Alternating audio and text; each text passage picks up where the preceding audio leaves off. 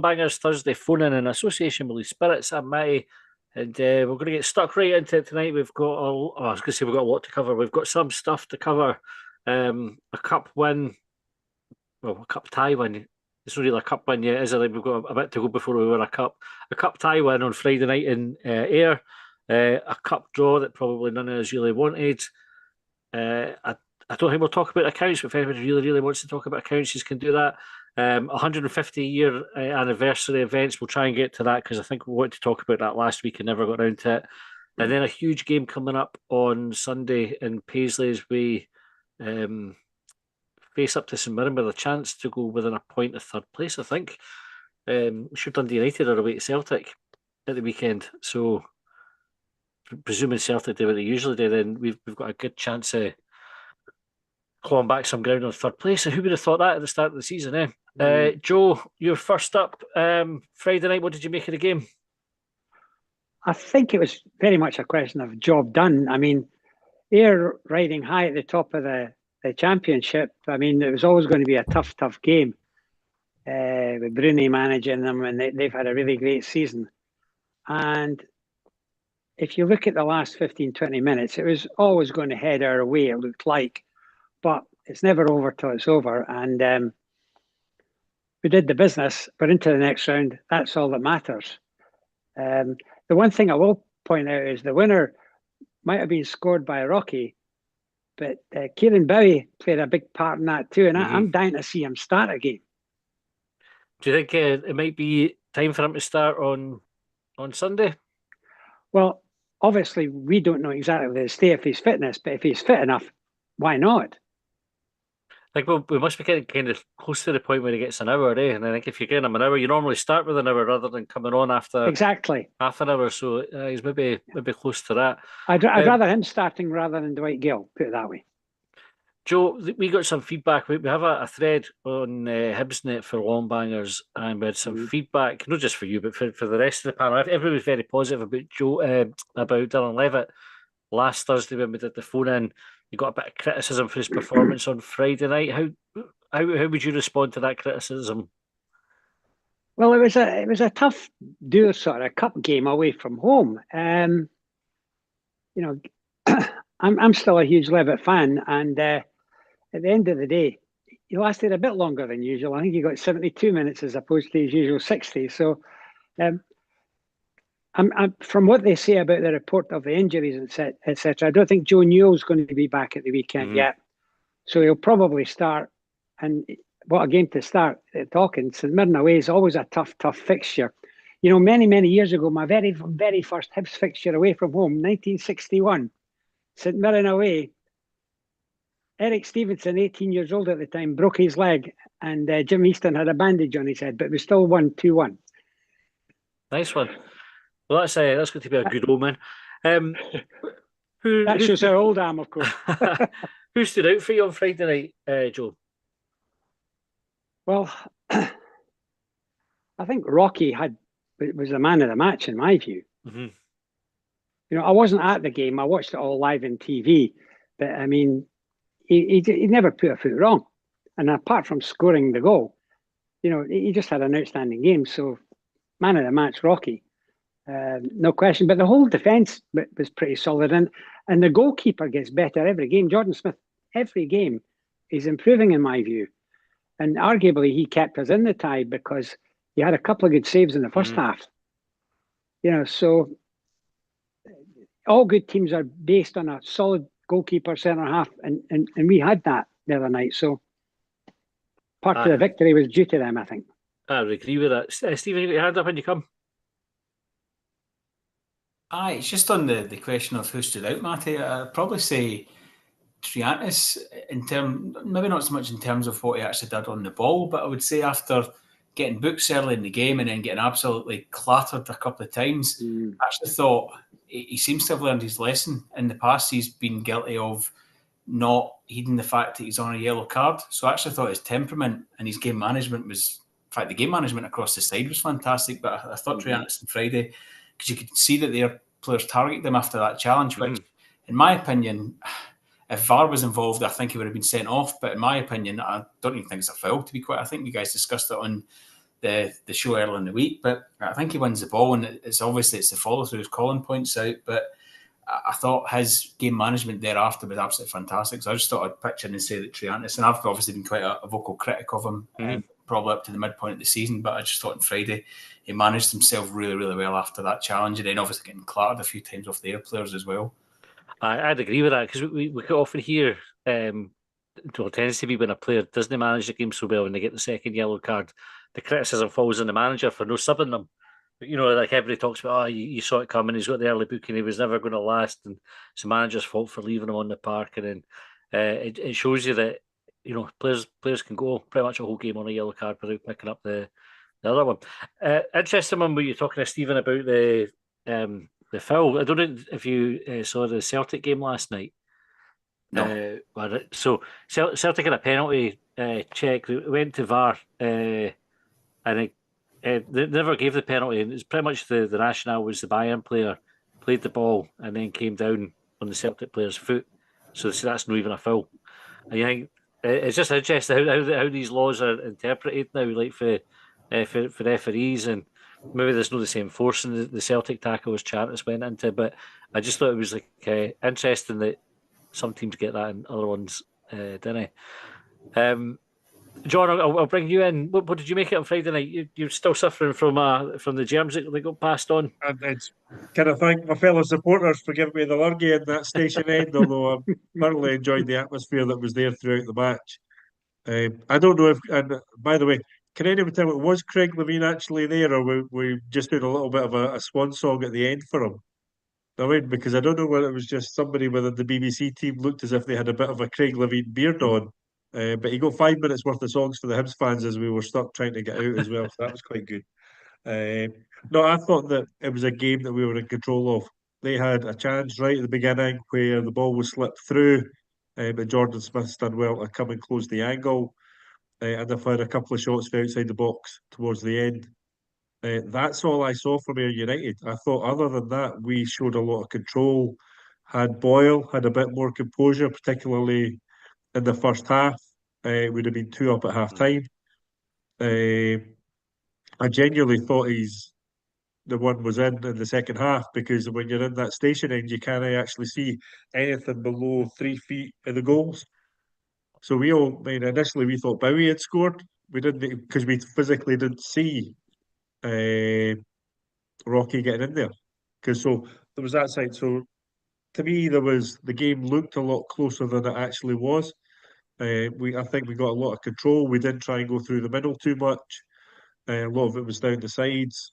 I mean, the header that Boyle misses. We go in, we get a chance, we recycle, we take the early throw. Levitt holds on to the ball just that extra second longer to sort of put the midfielder on his heels, which gives Cadden a wee bit extra space, whips him to the back post.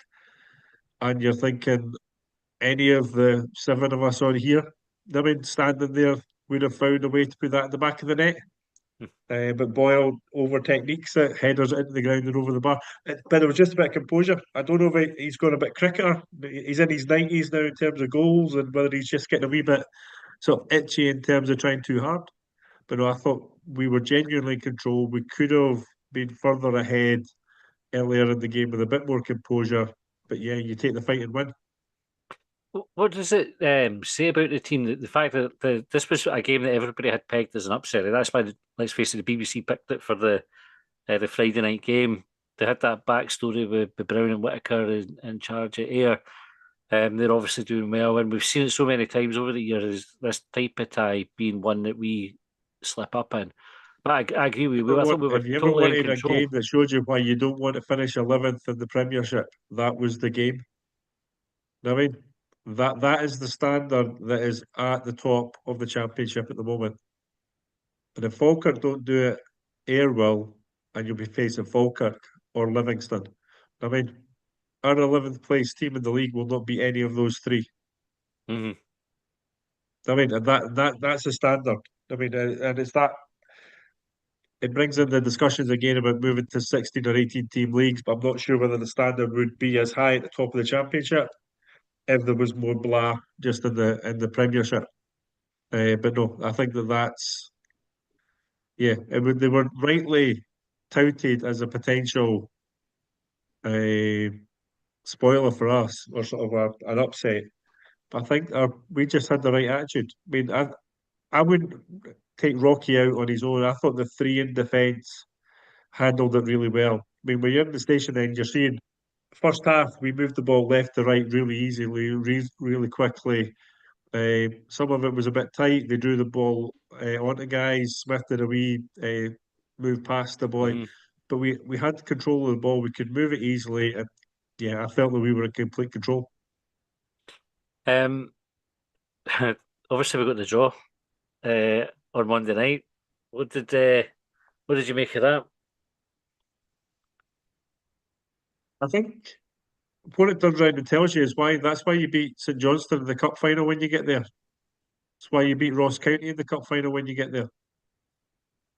I think since 2016, I think we have beaten Hearts, who would be a top 5 side in Scotland. Last season, we managed to get knocked out by a 10-man Aberdeen side who were pish. I mean, haven't dominated the game. That's the problem. Some of the draws will go against you. And the importance is that when you've got a chance, that's when you've got to take the opportunity. And that's probably, yeah. We have a swingers chance. They're not going to get through against Bayern 2-1 down. They're going to be focusing on Scottish Cup and the league. Rangers are out. They're already a trophy ahead of them. They'll equal them in terms of league titles, and it's just about rubbing it in. We have the one thing I have in the back of my head is that the one person who will not have given up on this game is Dave Gray, right? And the coaching team and the players. And it doesn't matter what us as fans think about it. The players will be going into that game thinking they've got a chance. I think that's a really good point that you make there, John, because it probably helps. We've got that sort of run behind us now. It's 11 unbeaten. The last time we went to Parkhead, we could arguably have taken something for the game. You know, you're looking at Miko missing a couple of one-on-ones with the keeper. They're not going to be terrified going in. It may be different if it'd been, those opening couple of games in the season when we went through and we were a wee bit rabbit in the headlights for the start of the game.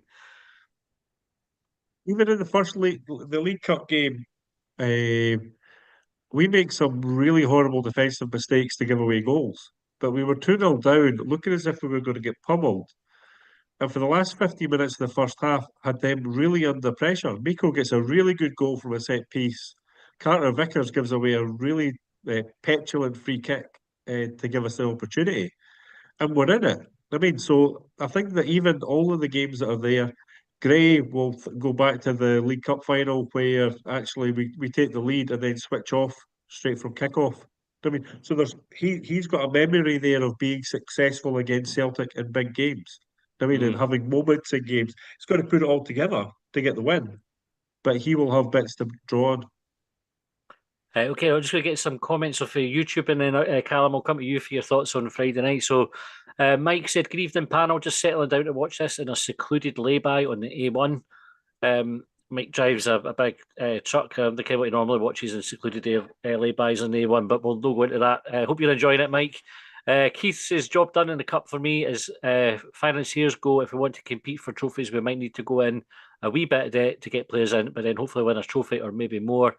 We either have some debt trying to improve or maybe stay mid-table or below. And is that really good enough? For me, no. Ian says, hey, you guys and girl. Hi BC Rangers 2 says, morning all. Just glad we got the job done against Ayr. Tough opponent, due a win at Parkhead, so fingers crossed. And Hi BC Rangers 2's got a wee kangaroo emoji in there, so assuming it's morning in Australia. They'll know whether or not we beat Celtic before we do because they're ahead, aren't they? So they could no spoilers. Ian says, well, for me, I'd say most of the debt has been brought around by totally inept recruitment. Far too many players that were never good enough, wouldn't be good enough given stupid contracts, and then couldn't get them moved on. Jack says, disgusting to draw them twice at home in one season. Sandy says, the draw, no point being fair to them. 100% for the team, 100% of the game. We can absolutely beat Celtic. John said Celtic, another draw at home for them. Got to take some belief from the last time we played them there. As long as Miko doesn't start, we might have a chance of scoring. And Jack says, if Manny is a player, I might have hope. And Ronnie says, "Hi guys, hi Ronnie." Right, Callum, that's us caught up on the YouTube comments. Friday night at Ayr. What did you make of the game? Can I just start by saying we need to introduce a trigger warning, because some of the games that John just mentioned there, that's giving me some horrendous flashbacks. Sitting twitching now. I kind of alluded to it last week. We've got this kind of part to us now where we're controlling games fairly well without kind of overplaying it. I see like Levitt came in for some criticism, but I'm not really sure where from. I get the feeling there's a kind of a thing going on now where people are trying to talk him out the team because we're not going to drop Chantis and they want to see this new boy playing, and you're not necessarily going to want to drop him. The talk is that he's a 6 or an 8, so he's not going to play in Campbell's role unless we're going to change the formation. But I think overall, man for man, we've done really, really well. I just want to second again what Stephen said, like trying to put a marker down on the game. I think you guys mentioned it in the podcast on Sunday night, like when VAR came in, that's the kind of thing that's been looked at now and would have been a red card. But I think Colin said maybe even before that, for the last few years, they've been looking at these kind of when you continue through the challenge. But flip it to the other side, if he never made that challenge, you can guarantee the reaction for the crowd. We're not up for this. We're not getting stuck in that kind of thing. But he tried it. He got booked. You could argue he got away with it, but I think it was probably the right decision. And as Stephen said, I think the first challenge for Chantis came right through the back of him as well. It was probably worse than his own challenge, but he kept the head, kept in the game. And I wanted to kind of reserve special praise for Jordan Smith, because that strike, Jamie Murphy's made a career out of coming into that left-hand side and bend it in the far corner, but he's caught that ball kind of plumb, and it's sort of shifted in the air, and I don't think he kind of got the credit he deserved for the save, because he obviously put it up in the air first, but I think it was just the sheer speed and the movement of the ball. And in the first half, he had a good save, I think more or less kind of one-on-one. If that went in, it would have been a very, very different game. But yeah, we seem to have this very kind of controlled element to our play just now, and we are trying to take the initiative, but we're not kind of rushing things or overplaying it. And I noticed a couple of times it did go a bit longer. I know Miko didn't really show much, but I didn't think he was all that bad. But I think it's time to see Bowie get a start at the weekend. I totally agree with you about the point about having the control in the game. I think it's been a feature of our play for a wee while that we have this sort of, it's like a confidence or something. I don't know how to describe it, but we certainly seem to have found a level now in games that we're pretty comfortable and in control of the game. Even like kind of comfortable giving up possession at times, as we saw against Aberdeen, where we weren't really necessarily needing the ball to control the game, but we just kind of kept them where we wanted them to be.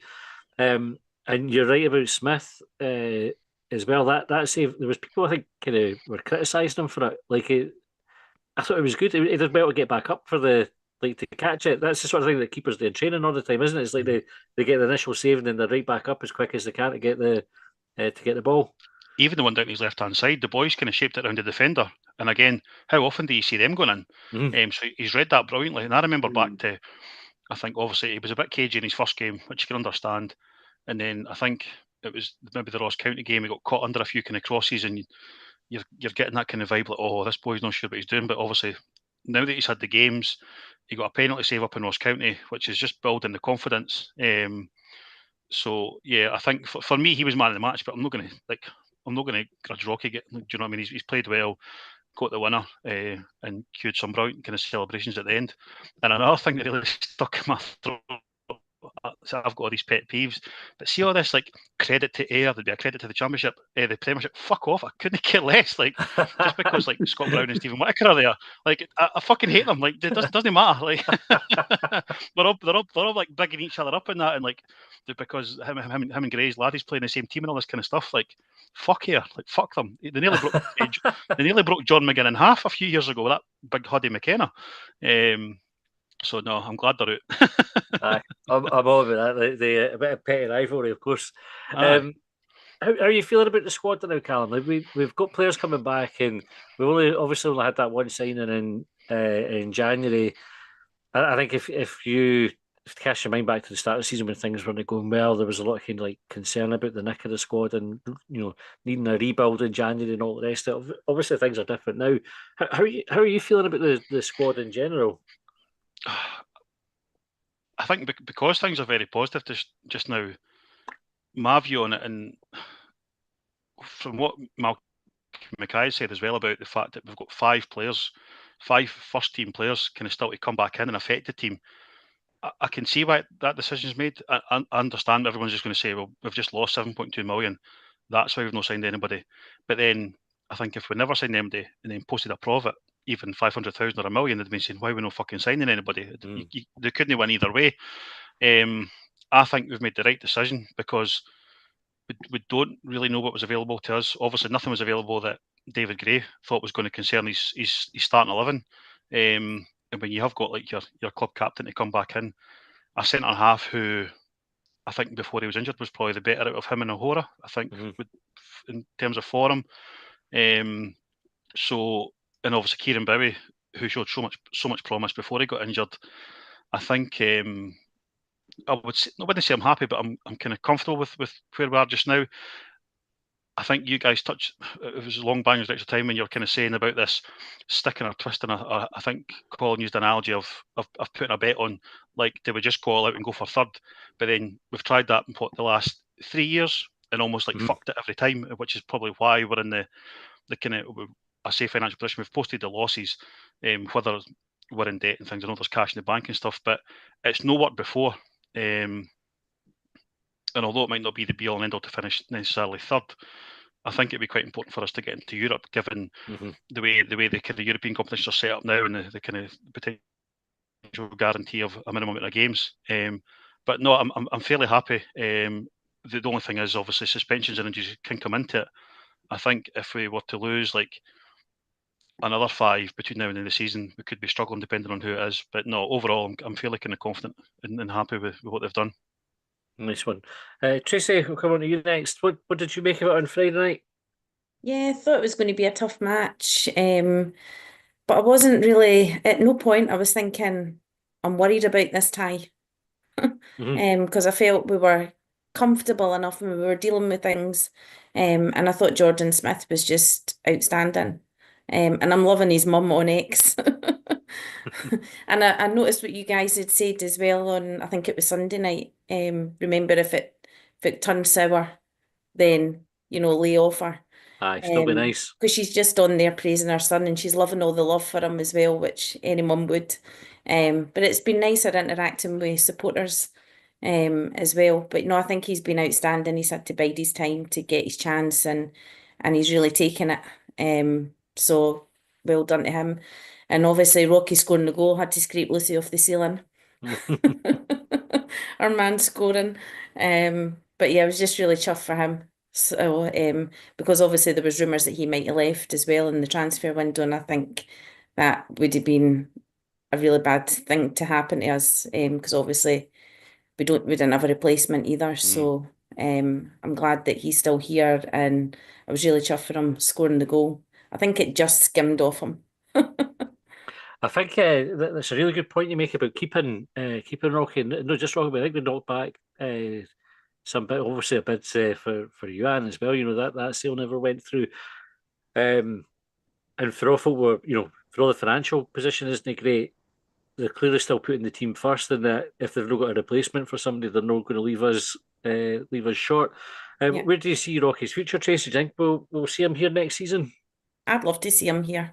I know I've had a few back and forths on X with some people about him. Oh, he's never a footballer.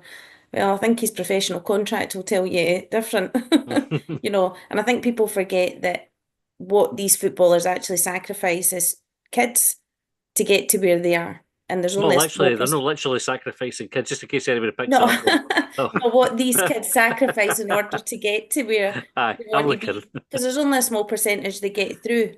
So, it can't be all bad. You know what I mean? No. So, I think I'd love to see him stay. I mean, I love him personally, not in that way, but you know what I mean. Before we start rumours. There's a few like sort of. You look at Martin Boyle as well, similar position, out of contract in the summer, and there's not been any noise about a new contract being on the table for him. Chris Cadden. There's potential for a lot of change in the summer, Trace. How do you feel about that? Yeah, I suppose it just depends what Dave sees as a manager and who benefits him in the squad. Obviously, Martin Boyle's given us a lot over the years. I suppose for him it might just be a case of, he's getting to the wrong side, he's at the wrong side of 30 now. Would he prefer to go to Australia? He has said that that might be something for him. And I would never begrudge anybody, wanting that kind of lifestyle and ending their career. Plus, I'm playing for Australia as well. It would be a perfect move for him and his family. But I still quite like to see him because I think Boyler's shown this season that, he has still got it in him, and he is still performing in games. The other sort of nuanced one is the right back position. So with Chris Cadden and Lewis Miller both out of contract, would you keep one of them, both of them, or none of them? I like both of them. I think they bring something different. Obviously, people say Millsy's a bit rash and he's in and out of games, but I quite like him. I like it. I think he's got a bit of dig about him. I really like Cads. I kind of like him. Well, obviously, I think his pace as well. He's still got that. Him and his brother as well are a good pair, and they seem to work well in the team together.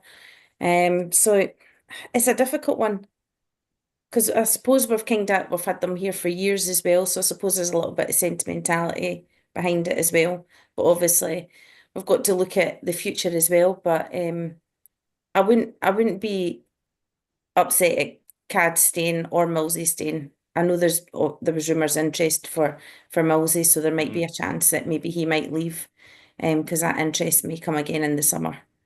But which may mean that Cads is fine when he gets a new contract with him. Maybe that's a year. Fair enough. Callum, your hand up. Just with the kind of the contract players, you just wonder what they're being told, or kind of what they're hearing about what the club's plan is. Like we might be offering a 1-year deal or 2-year deal, depending, but they might be hearing things about these other players coming in the pre-contracts and whether they're going to be starters and stuff. So we just don't know. The players might don't know anymore either. And just another thing on Boyle, just now he's kind of playing up front. Last season he played up front and he looked almost hopeless in that kind of 4-4. It was a very, very rigid 4-4-2 with Montgomery, and him and Venti came in for a lot of criticism. But before he moved up front, it was Yuan. It was kind of playing sort of off the left, and it was more of a kind of free role. But he's absolutely thriving in this free. I appreciate he is kind of in the team as a striker, but he's got more of a free role. You look at his touch maps, he's taking the ball at left back, at right back, that kind of thing.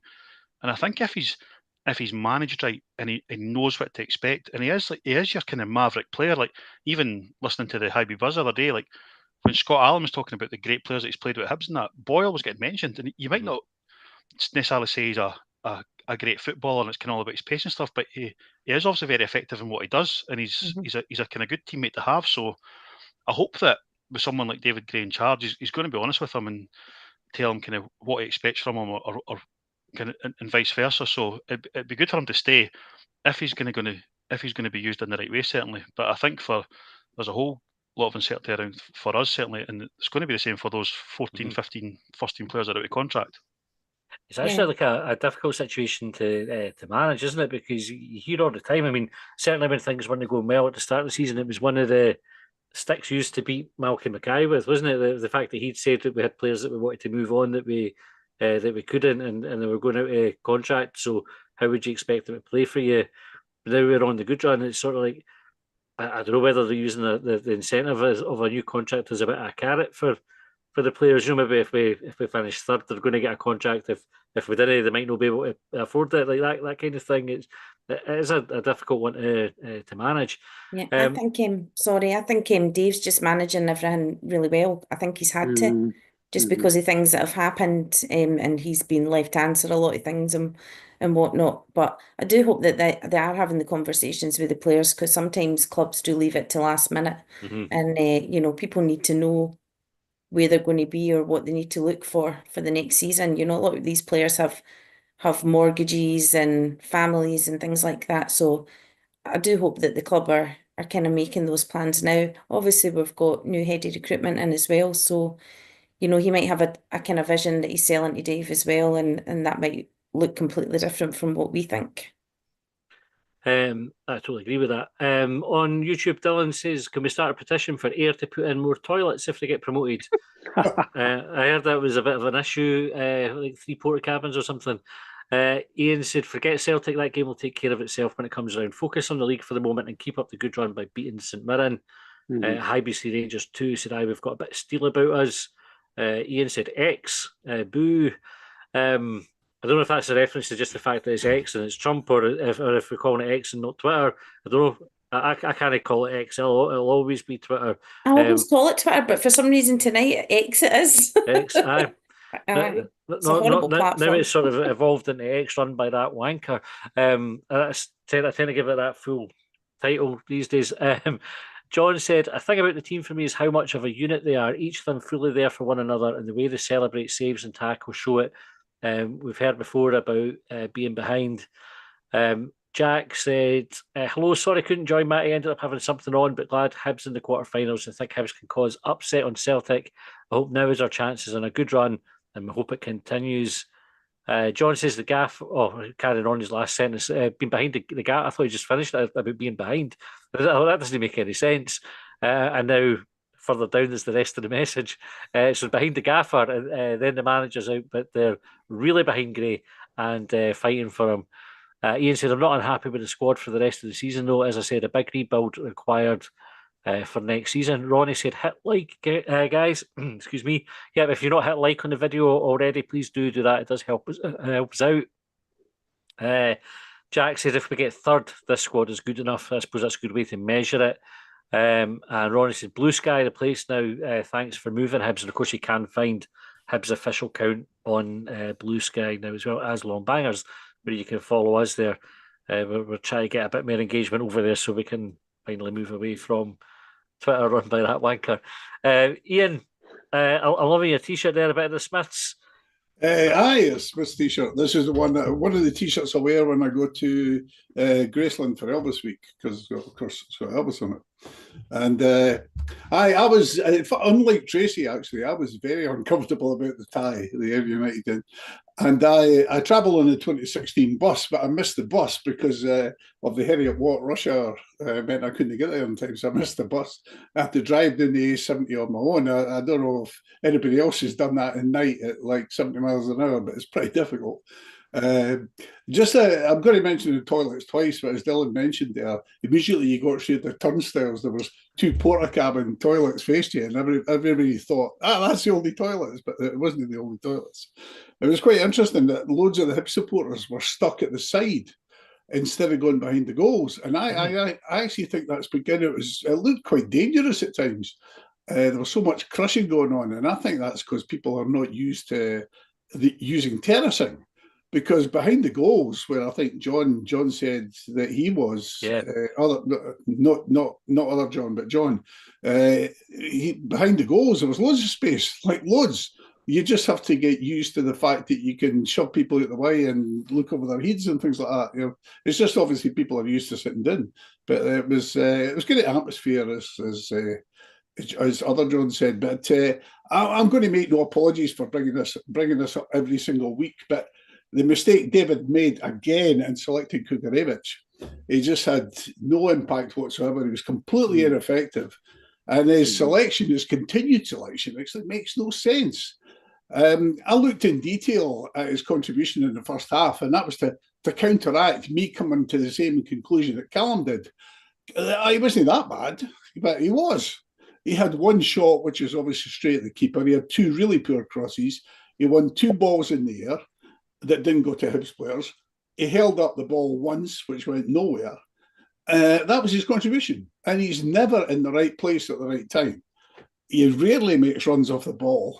And I think our players don't look to bring him into the play at all, probably because they're not used to playing with him. But as you say, he's a 4th choice striker. So he just shouldn't be playing. It's end of story. Or as the guy next to me shouted, get that cunt off, you know?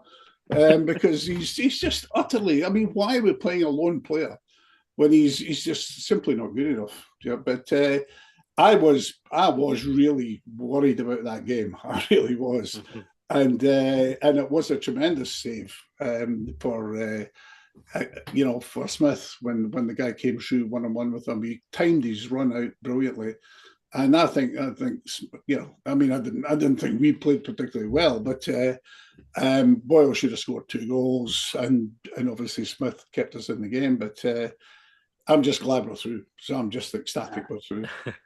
Is there some allowance to be made for Mykola coming back for injury? Like players take a bit of time to get back up to speed, get their match sharpness back, and all the rest of it.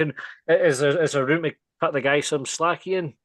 My son says exactly what you've just said. He's just back from injury. But my problem is he's a lone player, and he is the first choice, and it's not our obligation to play him. Unless we've got some agreement that says we have to play him.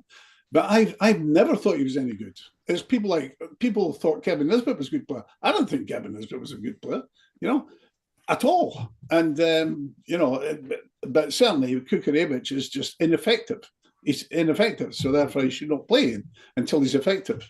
And players come back from injury, you would expect them to have a bit of time to get up to speed. But he never looks like he's in the right place. And that's the thing.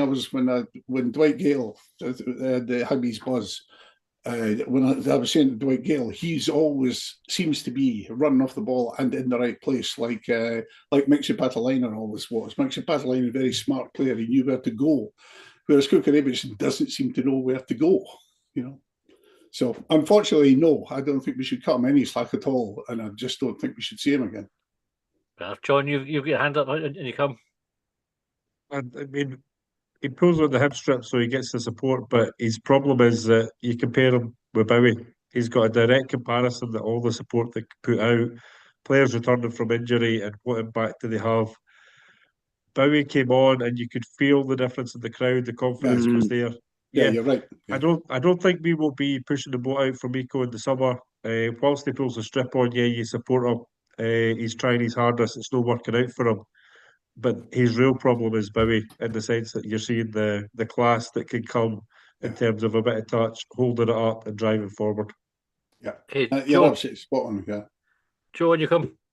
Yeah, I mean, much has been said about Martin Boyle, but I think give it another couple of weeks, Bowie get up to further sharpness. Can you imagine if Bowie and Ellie Ewan playing as a front two? That pair could be practically unplayable. I think that's really exciting, the thought of those two. I don't know how serious Ellie's injury is because he's been out for quite a long time now, and it'll obviously take him a game or two to get up to sharpness. I hope he's in the squad for Sunday. But the thought of Bowie and Ellie playing together excites me. Yeah. It looked like a bad one that Ellie's had. I mean, I remember I stubbed my toe one time as well, and it wasn't pleasant. I think I would have kept me out for months, but there you go. Ian, what else stood out for you for Friday? What stood out for me? Getting home. Getting home. I mean, I was just so glad it was over. I was so glad I went back up the M77, M74, and I was just happy to get home. And I got a carry out for my tea on the way home. So I got home before midnight, but it was just, I'm awfully glad. I think the atmosphere was great. As usual, Block 7 were terrific and they are constant chanting throughout the game. Although some of the stuff that they sing, I didn't care what they're singing, and I'm too old to pick it up. But some of the songs they sing are really, really boring. They're not very inspirational and they're quite low key. But they keep singing, I don't think it's particularly encouraging. I'd like to say something about the accounts, if that's okay. Of course it is, yeah. Because I listened to. Although we don't have a Doug, for some reason my wife keeps on looking after Dougs for people. So we've got a Doug, and I took the Doug out and listened to Extra Time again. And I do actually find it quite interesting, you guys talking about it. I think you got it really spot on. A lot of the largely agree with both the analyses you did. The only thing I would bring up is what matters is really the direction of travel. Mm-hmm. So are we getting? Usually it's like, are we getting more customers? So are we selling? In our case, are we selling more season tickets? Are we bringing in more revenue, or is revenue dropping? And are we keeping expenses under control? So these are the sort of, when I was a managing director, these were the things my boss was looking for from me, is are we getting more customers? So who's your new customers this year? Are you managing to retain your existing customers, etc.? So that's the sort of stuff. The thing that surprised me, and probably the only comment of it, I did accounting briefly, but I wouldn't regard myself as anything like an accountant. But so the 3 million that we spent, obviously, on the floodlights and the famous 5, I mean that's obviously not part of, that's not an expenditure that should be taken a year. I mean that's depreciation. So you don't take all that cost in a single accounting year. You stick it on the balance sheet and you depreciate over 5 years. So, for instance, my wife was at the Hibs Buzz, which is very unusual for Jackie to come to something like this, but also incredibly unusually for her. She gave 10 out of 10 for the toilets. So the toilets are obviously a valuable investment, because my wife would never have gone back if the toilets. So this is really a cost of sales as far as this is concerned. So the investment in the toilets, I think, could be depreciated over 5 years, unlike Air United's toilets. But that's the sort of thing. That's the only thing I would say on the. I mean, it's quite wrong to say that we've got 3 million expenditure that should be taken in a single year. Mm-hmm. So I would say that. But on the whole, I think your analysis of the accounts was a very good one. Thank you very much. And I would vouch for, no, the ladies' toilets, nobody knows ones, but the gents' toilets in the famous 5 are decent up in the behind the goals. But anyway, aye, very pleasant. John, you got your hand up. Sorry, Ian. Without going into the accounts, Patrick McPartland did a really good article when he was at the Evening News about what Ron Gordon's 5-year plan was. I mean, which included the indoor arena at East Mains, £20 million a year turnover, playing in Europe every year, doubling player budget. What I'm looking forward to is him revisiting that ahead of the AGM to see what we've actually achieved and then pick out of it. Because ultimately, our accounts don't tell us anything. We can join the dots to make any picture we want. If I wanted to say it was brilliant, I could say go this way. If I wanted to say it was rubbish, go the other way. I do think there's a lot of premeditation in a lot of the stuff. I've seen that around about how they've excluded HSL and they've increased their own share capital. Yeah, but we've lost too much money. They need to be telling us exactly where the investment is and what value it's going to be for the club going forward. As you said, Matt, that's a challenge. A 5-year plan, I don't think has been realised. We'll be told that COVID was a problem. I think there's lots of change within the club that has upset lots of groups of fans and different people across that 5 years. Some people feel as if they're part of the church. Other people feel very excluded. Lots of fans feel like customers. As somebody who sits at the top of the letter C in the East Stand, I can't see the big screens. There's lots of aspects that it takes me 20 minutes to get out at the end of the match. I mean, there's lots of things about the day that haven't changed or improved for me, other than I pay for a gold season ticket. Right. I mean, John can come round. I will give the money to the club ahead of time so that they can get their budget sorted. I mean, but I think I would love someone like Patrick to sit and look at the 5-year plan as it was written in 2020 and what they actually achieved. Okay, Matty, can I just say that there is actually a seat beside me if John wants to come and sit beside me, because I also sit in the East Stand. So I'm in you. If you didn't want to sit beside me, that's fair enough. But I can see the screens as well. Just that thing on the accounts then. So one of the, as John said there, right? So, when you look at what the return is, so obviously if you spend money on the famous 5, you're as well as depreciating it over time, you also want to be saying what improvement has it made to our revenue. So you want to be saying that. So as John said, it's good to have targets, it's good to have investment, but then you want to say how did we perform, and that would definitely be a key performance indicator if we see how we perform. I just want to say, I realise we're quite busy tonight, so I just want to say something on the squad. As I said from the start of the season, we don't need any new players. From the start of the season, we don't need any new players. And I want to see our young players being brought in. I don't think we need to be spending money, even if we're going to lose players at the end of the season. I'd still like to see young players coming in instead of buying players. Totally agree. Tracy, you got your hand up when you come. Yeah, obviously we've had a much better turnover. Mhm. But our operating losses as well are huge. We've got too many expenses. It's ridiculous. We're not managing things properly within the club. And it's all right, people going, oh, but it's all right because Ian Gordon's going to write off the debt. He's just going to throw the money at it.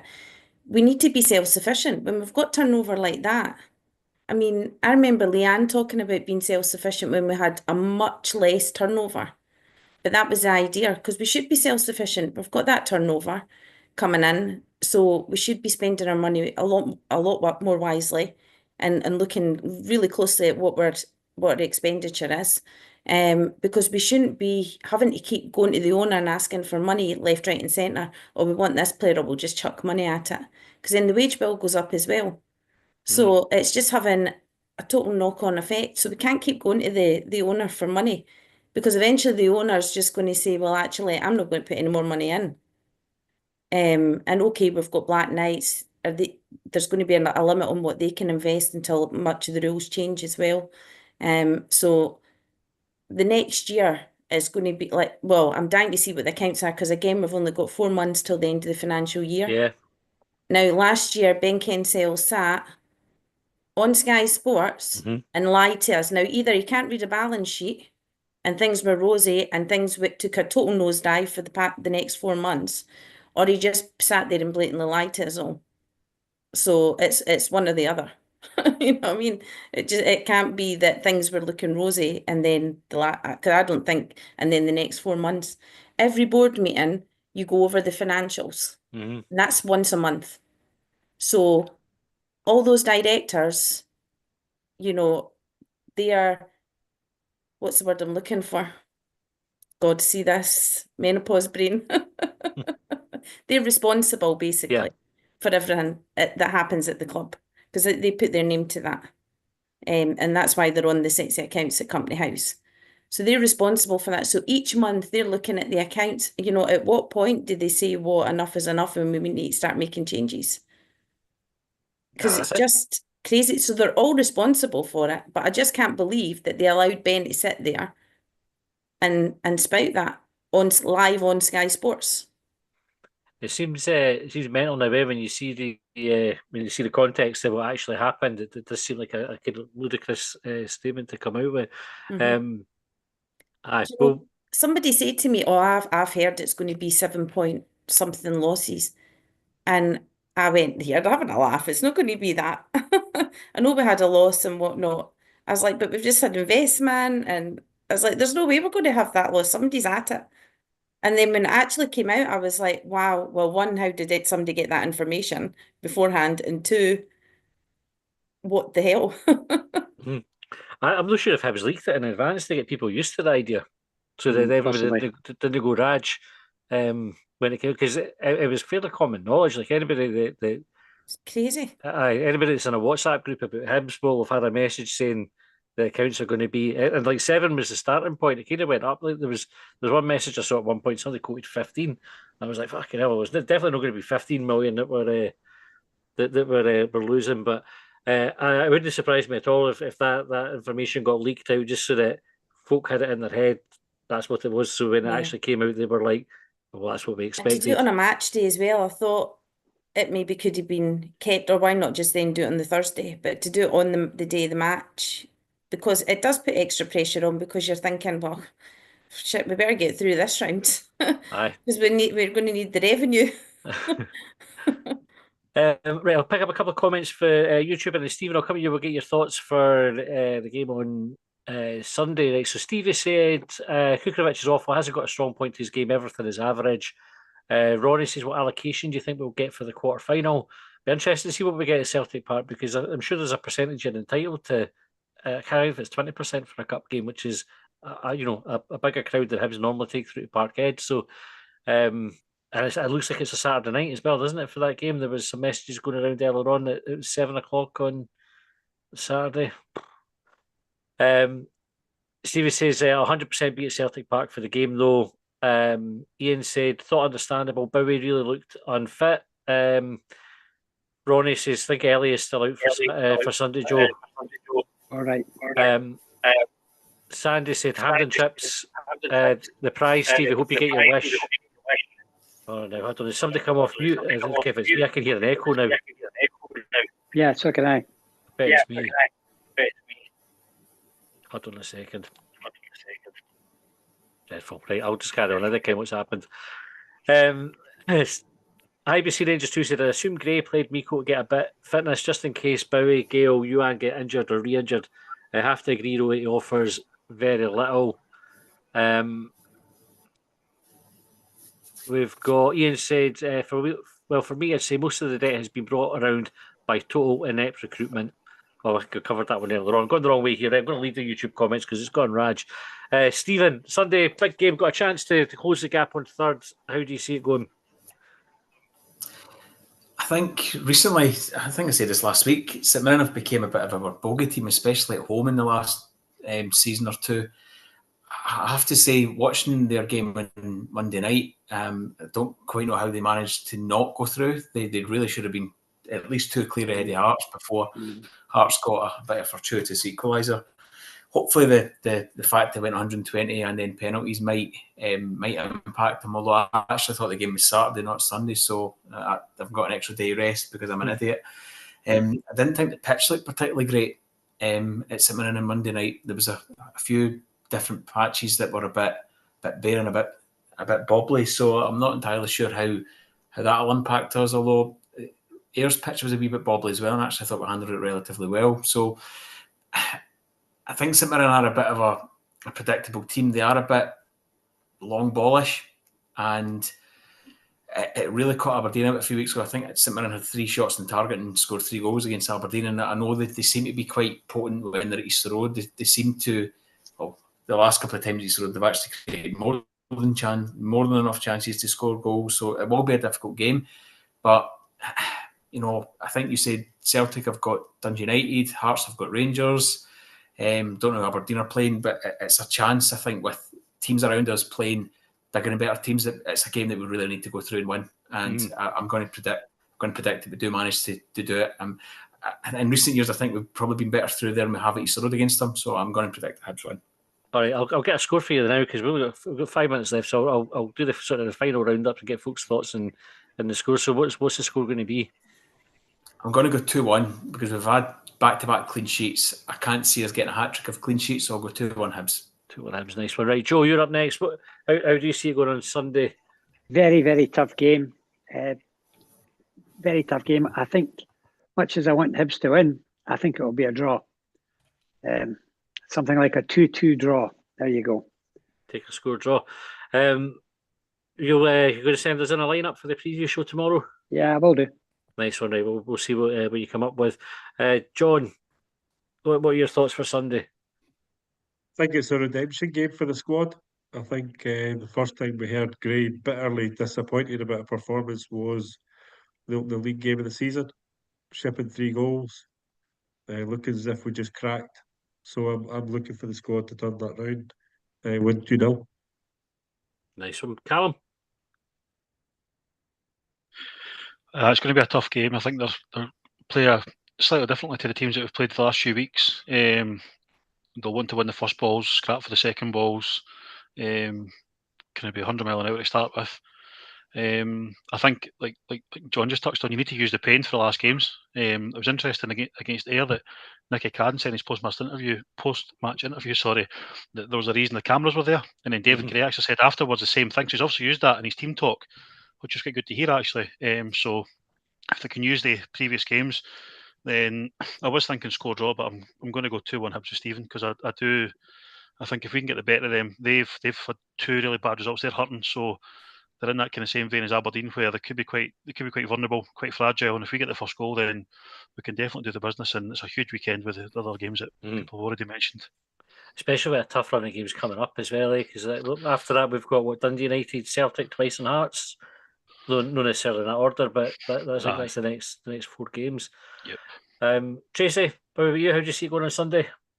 I think we'll do it. Feel really confident. Even if we go down, I still feel now, obviously didn't feel that at the beginning of the season, but now I feel like we've got enough to come back at teams, and not felt like that since Neil Lennon was in charge.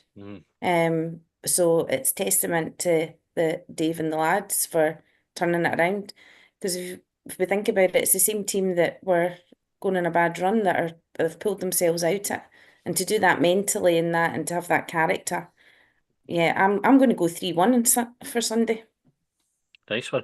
It's interesting what you say about like the team having the character to come back, because we've not had to do it that often. Like we did it against Rangers, where they obviously went into that sort of 2-goal lead and we pulled it back. But I think it speaks to how well the team are playing it. We've not had to sort of go behind and then come back. But I think they've got that about them as well. Right, so 3-1. And Ian, what about you? I think Dundee will beat Aberdeen. I think we'll beat St Mirren, so we'll go above Aberdeen into 4th place. I think we have to take our chances. There has to be a game soon where we actually take our chances, and I think this is going to be it. I think we're going to win 2-0. Nice one. Ronnie on the YouTube comment says more peeps need to hit like. So yeah, go and hit like on YouTube. Mentioned it earlier on. It does help us out.